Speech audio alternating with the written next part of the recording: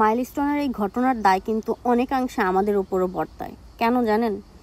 গত বছরও সেম একটা ইনসিডেন্ট হয়, বাট ওইটা মোস্ট প্রবাবলি চিটাগংয়ে ছিল। অ্যান্ড পাইলট হয়তো বা এনাফ টাইম পেয়েছিল, অ্যান্ড চিটাগংয়ে হবার কারণে খোলা জায়গা ছিল, সেখানে সাধারণ জনগণের ক্ষয়ক্ষতি হয়নি। পাইলট মারা গেছিল অ্যান্ড বিমানটা ক্র্যাশ করে। তখন আমরা কয়েকজন এই বিষয়টা নিয়ে কথা বলেছিলাম, কোশ্চেন করেছিলাম যে ঘটনাটা কেন ঘটলো, কেন এই কটকটি সালের বিমান দিয়ে আমাদের পাইলটদেরকে প্রশিক্ষণ দেওয়া হয়। কারণ অবশ্যই একজন স্কোয়াড্রন লিডার একদিনে গড়ে ওঠে না, অপূরণীয় একটা ক্ষতি হয়ে যায় একজন পাইলট হারানো মানে।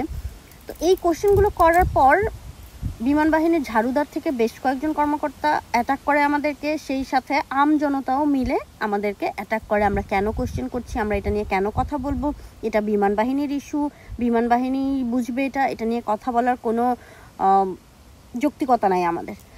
তো যাই হোক, তখন যদি আপনারা কোশ্চেন করতেন তাহলে হয়তো বা আজকের এই দিনটা দেখা লাগতো না।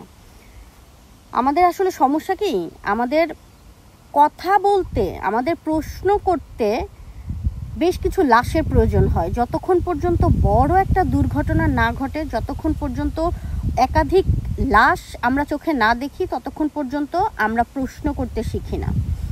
অথচ এই যে ঘটনাগুলো, এগুলো কখনোই কোনো একটা বাহিনীর নিজস্ব ইনসিডেন্ট বা নিজস্ব ইস্যু হতে পারে না।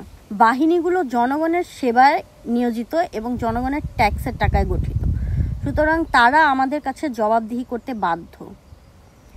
এখন যে ক্ষতিটা হয়ে গেল, এই যে ফুলের মতো বাচ্চাগুলা যে চলে গেল, এই ক্ষতি কোনোভাবে কি পূরণ করা সম্ভব? কোনোভাবে পূরণ করা সম্ভব না। এই ঘটনাটা দেখার পর মনে হয়েছে বিমানটা যেন আমাদের বুকের মধ্যে এসে বিঁধেছে। যাদের বাচ্চা কাচ্চা চলে গেছে আর যারা হসপিটালের বেডে কাতরাচ্ছে, তাদের কি অবস্থা, তাদের কি ফিল হচ্ছে চিন্তা করতে পারছি না। বিগত এতগুলো বছরে আমাদের দেশে ভাঙারি এই বিমান দিয়ে পাইলটদের ট্রেনিং দেয়া হয়। আমাদের দেশে ভালো একটা বার্ন ইউনিট নাই, সব উন্নয়ন আর কি। আর এখন অথর্ব একটা সরকার বসিয়ে রাখছে। এই বাচ্চাগুলার চিকিৎসার জন্য প্রধান উপদেষ্টার অফিসিয়াল ফেসবুক পেজ থেকে সাহায্য চেয়ে পোস্ট করে, সেটা আবার জনগণের তোপের মুখে ডিলেটও করে দেয়। এগুলো দেখলে ভাই কষ্ট হয়। মানে স্বাধীনতার এত বছরেও দেশটার এই অবস্থা। আপনি যদি মালয়েশিয়া, সিঙ্গাপুর এগুলো যদি দেখেন, আমাদের পরে স্বাধীন হয়েছে ওরা, আর আমাদের অবস্থা, আমরা চিৎকার না করা পর্যন্ত আমাদের একটা দাবি আদায় হয় না, একটা অধিকার আমরা বুঝে পাই না। এবং যে বাচ্চাগুলো আল্লাহর কাছে চলে গেছে, আল্লাহ সবাইকে বেহেশত নসিব করুক। যারা বেঁচে আছে, আল্লাহ তাদের কষ্ট কমিয়ে দিক, তাদের মা বাবাকে ধৈর্য বাড়িয়ে দিক। এবং আমরা চাই না নেক্সট আর কখনো এই ধরনের ইনসিডেন্ট ঘটুক।